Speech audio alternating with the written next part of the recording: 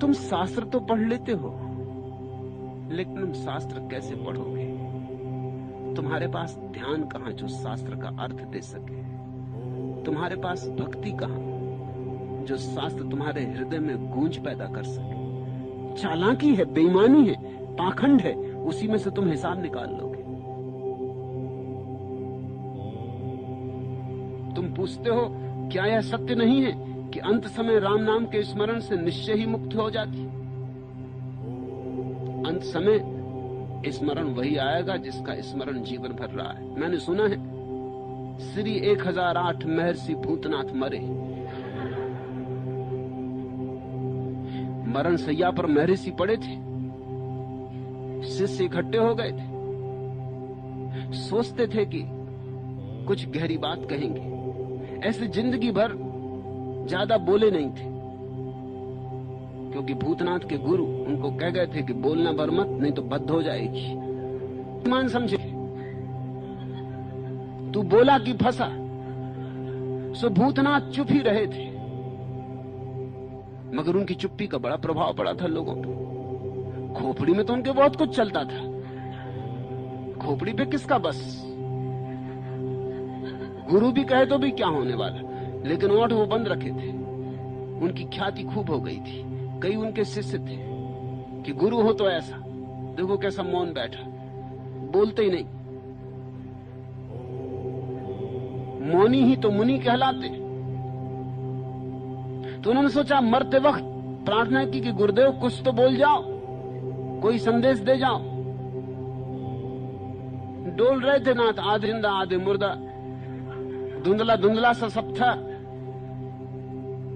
सब शिष्य पास आके कान लगा के तत्पर हो गए, सन्नाटा छा गया। मालूम है भूतनाथ क्या बोले? बोले हम तो जा रहे हैं, मुन्नी बाई का ध्यान रखना, हमारी बड़ी प्रेमी थी। मुन्नी बाई थी गांव की वैश्या। यही घूमता रहा होगा खोपड़ी में, उस वक्त भी यही घूम रहा होगा कि मुन्नी बाई का क्या होगा। मुन्ना लाल तो चले, मुन्नी बाई का क्या होगा? कहां का हरिनाम? जिंदगी भर मौन रहे। ते वक्त मुन्नी बाई याद आई, लेकिन याद वही आएगा जो भीतर चलता रहा है। मरते क्षण तुम धोखा न दे पाओगे। जिंदगी में भला धोखा दे लो, मौत तुम्हारी असलियत खोल देगी। ऐसा ही हुआ सेठ चूहड़मल फूहड़मल के साथ। पढ़ लिया शास्त्र में कि अंत समय हरि नाम ले लो, प्रभु नाम ले लो। सो बेटे का नाम ही उन्होंने भगवान दास रख दिया। इतना तो पक्का था कि मरते वक्त बेटे को बुलाना पड़ेगा, क्योंकि चाबी भी देनी पड़ेगी, तिजोरी भी संभलवानी पड़ेगी। तो इसी बहाने नाम परमात्मा का ले लेंगे। इसलिए तो लोग अपने बेटों का नाम भगवान के नाम पर रखते। हिंदुओं में, मुसलमानों में सारे नाम सदियों से भगवान के नाम पर रखे गए। पीछे एक चालबाजी है। वो चालबाजी है कि चलो इसी बहाने जब भी बुलाया भगवान दास, ऊपर वाले भगवान समझेंगे कि हमको बुला।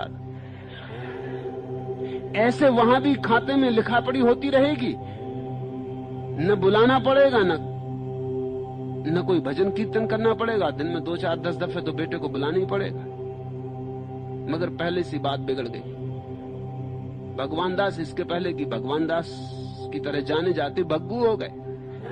भग्गू बहुत गुस्सा है भगवान को कि हद हो गई। ये सोचते थे कि खाता बही में पुण्य लिखा जाएगा, नरक की तैयारी होने लगी।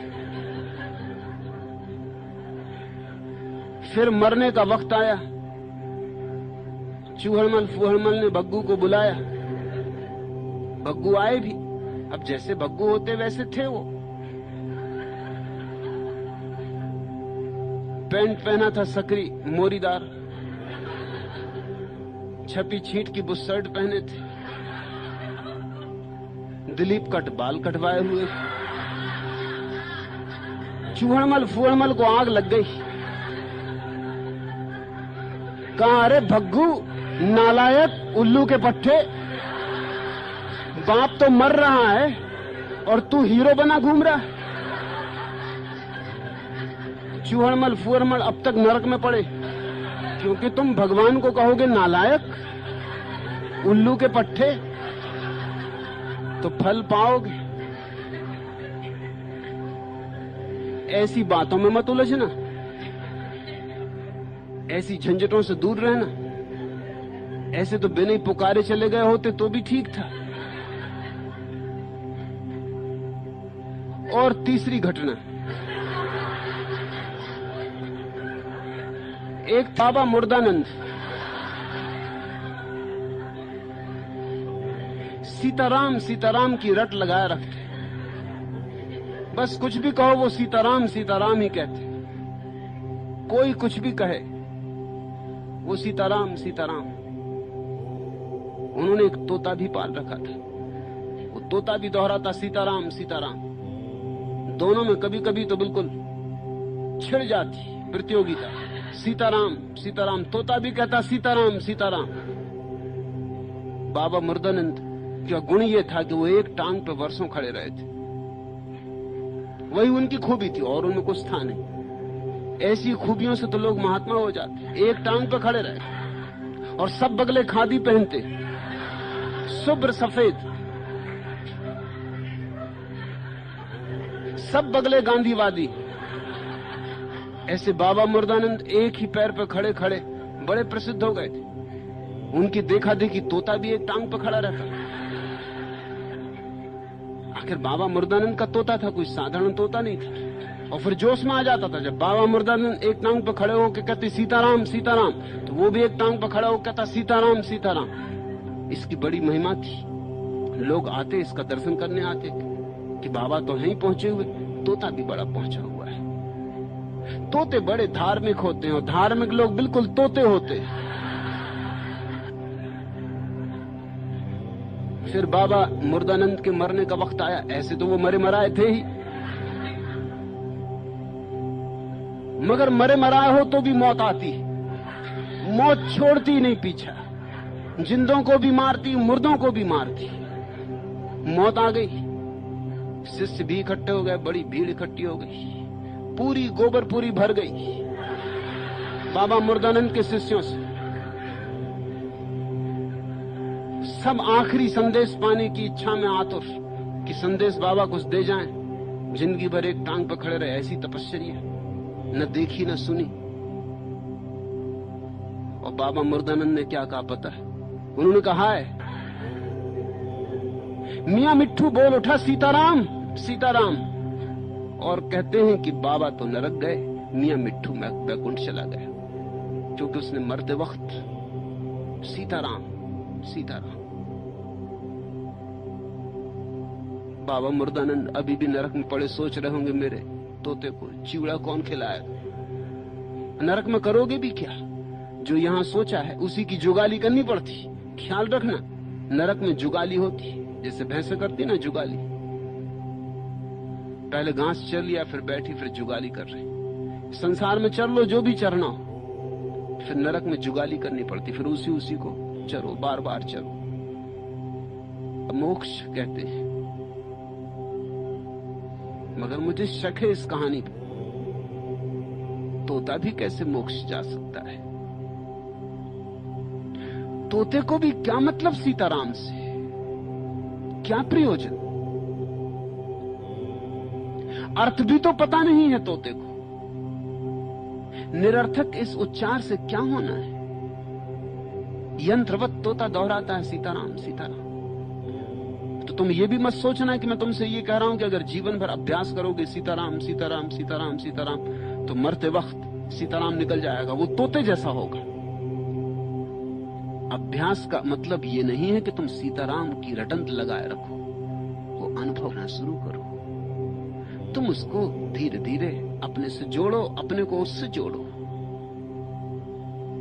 आकाश में तारे हों तो कभी लेट कर घास पर आकाश के तारों को देखो, शांत मौन, तुम्हें उसकी छवि थोड़ी थोड़ी झलकेगी।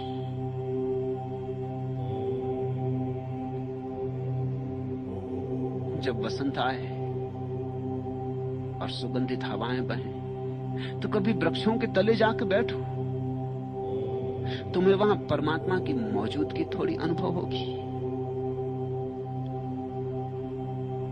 वसंत उसी की खबर लाता है, उसी के गुजरती, वही पास से गुजरता है, इसलिए तो मधुमास होता है।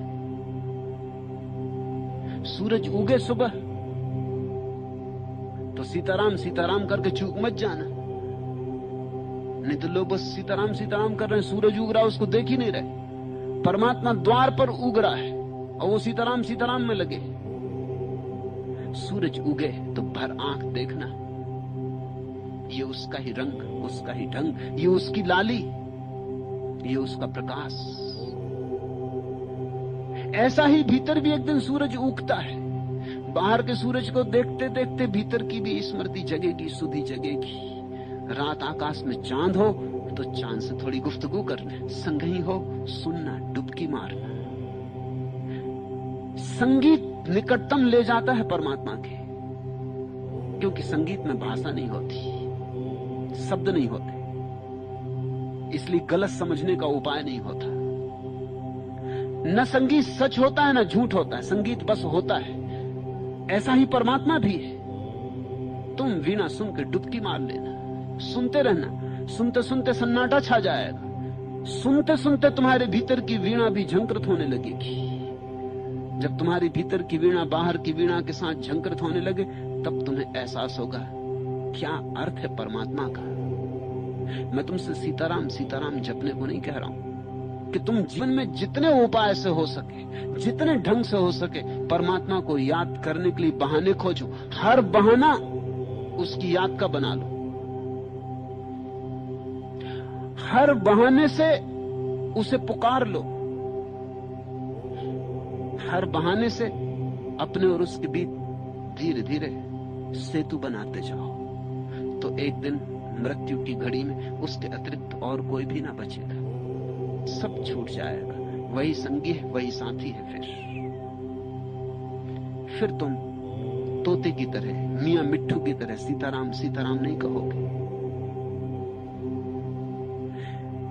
कहना ही नहीं पड़ेगा, कहने की बात है क्या, लेकिन तुम्हारा अंतःस्थल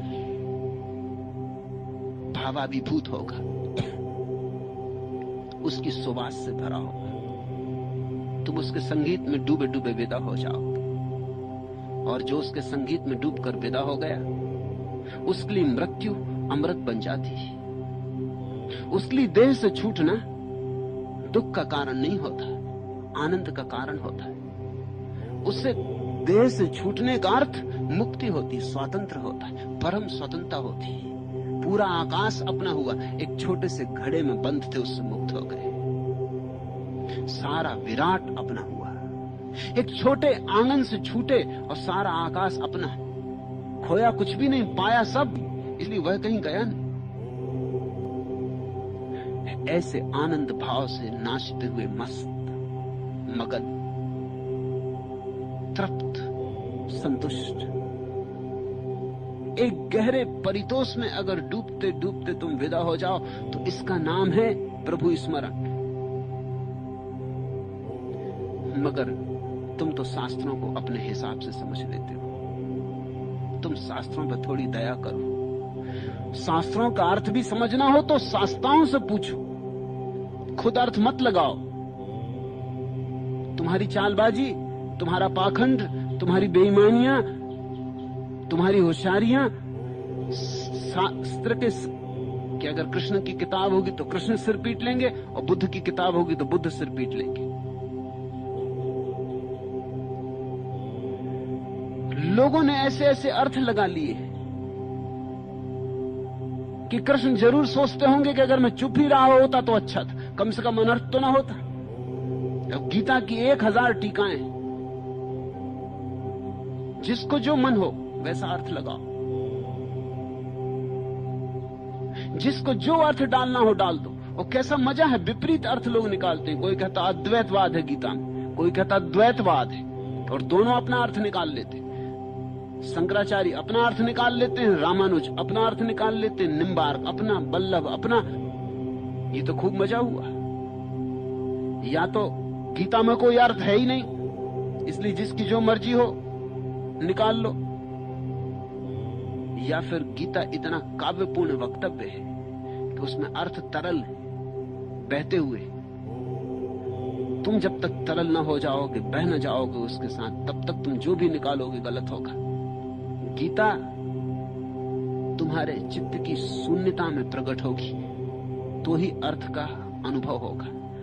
अगर तुमने विचार पूर्वक अपनी बुद्धि लगा के गीता के अर्थ निकाले तो तुमने गीता के साथ अनाचार किया, बलात्कार किया।